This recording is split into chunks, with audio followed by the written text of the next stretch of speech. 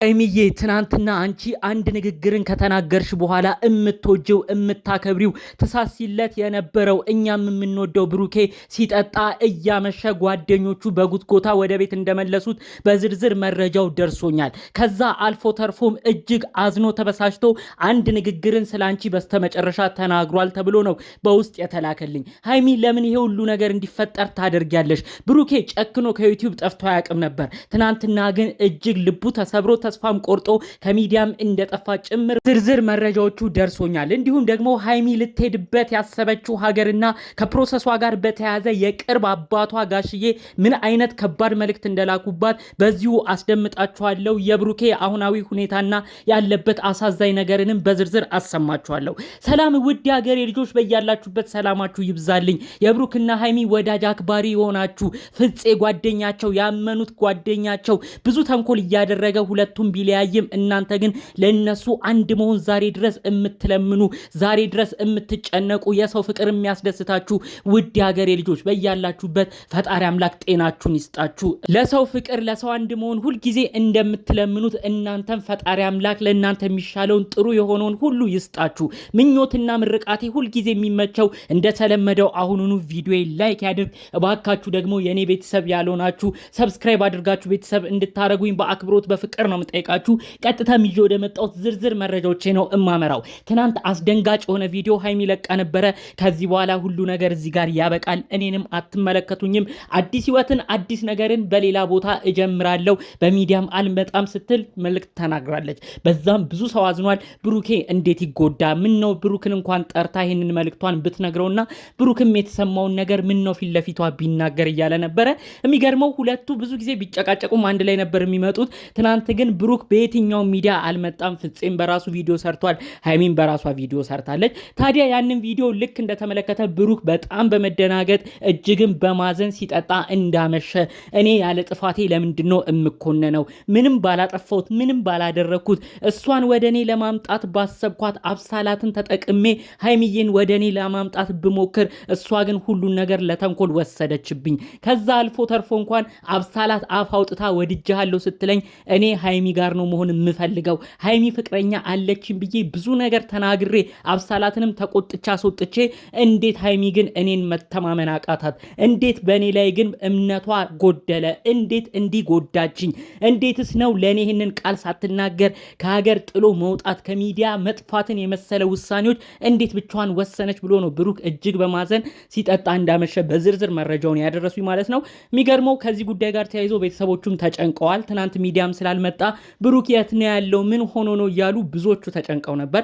አንዳንዶች ታሞ ሆስፒታል ገብቷልም ሲሉ ነበረ። ነገር ግን ብሩኬ ሆስፒታል አልገባም። ማታ ግን በጣም ሲጠጣ አምሽቶ ራሱን ሁሉ ከብዶ ጓደኞቹ የቅርብ ሰዎቹ በተቻለ መጠን እንደው ጤንነትን እንኳን ታይተህ ትመለሳለህ ብለው የሆነ ቦታ እንደ ቼክአፕ ነገር ወስደውት እንደነበር ነው መረጃው የተሰማው። ይህንንም አንዳንድ ቦታ ያዩ ሰዎች መሰሉኝ በተለያዩ ቦታዎች አስፍተውት ብሩኬ ሆስፒታል ተኛ፣ ብሩኬ አልጋ ያዘ፣ ብሩኬ ታመመ እያሉ ብዙዎቹ ሲለቁ የነበረው። ከዛ በላይ ግን በጣም እየጠጣ በንዴት ሆኖ ከባድ ድብርት ውስጥ ገብቶ እንደነበር ነው መረጃው የደረሰኝ። እባክሽ ሃይሚ እንኳን ይሄንን አይደለም ብሩኬ እንደዚህ ሆኗል ተብለሽ አይደለም ትንሽ ነገር እንኳን ሰው ሲያስቀይመው በፊት የምትናደጂ የምትቆጪ ስለሱ የሚያንገበግብሽ ሰው ነሽ። ምንድነው በዚህን ያህል ደረጃ በብሩክ እንድትጨክኝ ያደረገሽ?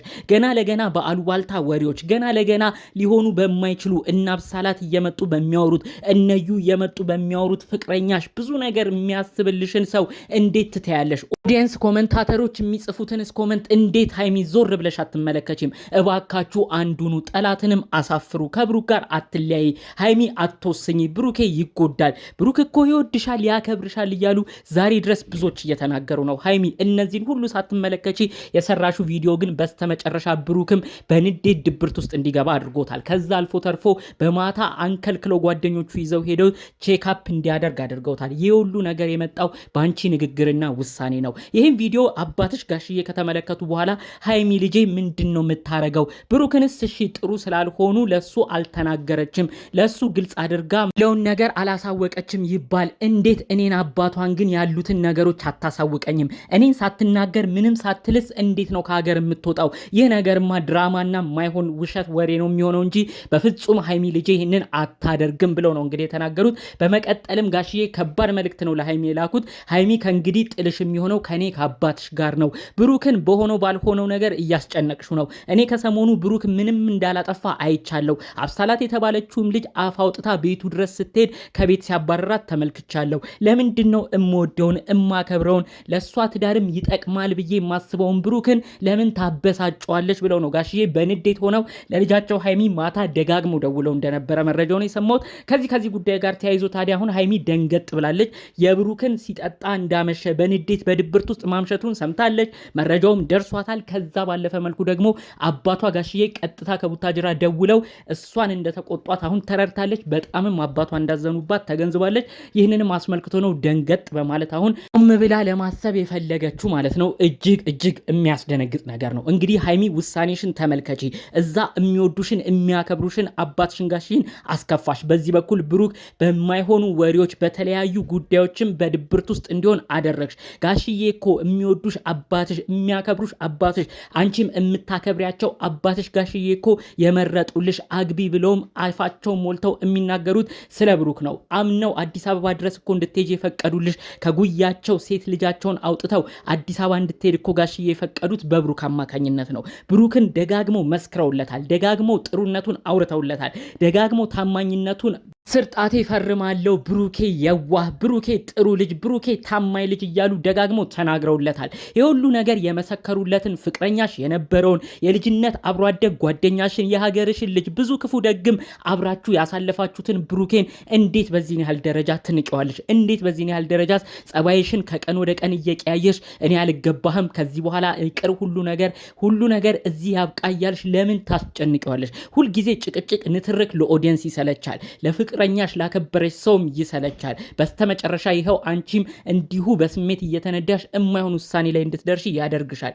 ሃይሚ ብልጡኝ ፍፄ የተባለውን ከእጃቸው የበላው የጠጣውን ግለሰብ እንደዚህ በማድረግ አይደለም ታሸንፊው የሚገባው። ፍፄ ልታሸንፊ ከፈለግሽ ይህንን ነገርን አድርጊ።